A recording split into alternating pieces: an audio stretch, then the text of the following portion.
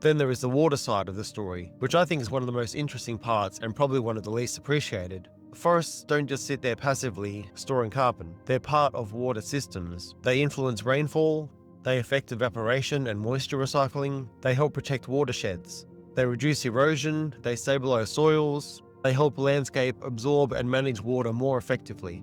The IPCC and FAO both support that broader systems framing. So when deforestation happens, the consequences can spread outwards in ways that are not immediately obvious. You don't just get fewer trees, you get degraded soils, poorer water retention, more erosion, disrupted local rainfall patterns, and more fragile land overall. And once that happens, the damage can start feeding on itself. A degraded landscape becomes harder to protect. A drier or more fragmented forest becomes more vulnerable to fire. Poorer soils can push further land conversion, and suddenly deforestation is no longer a single event. It is a process that makes a wider system less resilient over time. And that, I think, is one of the most important ideas of this whole topic. Deforestation is not just subtraction. It changes the behavior of the landscape that remains.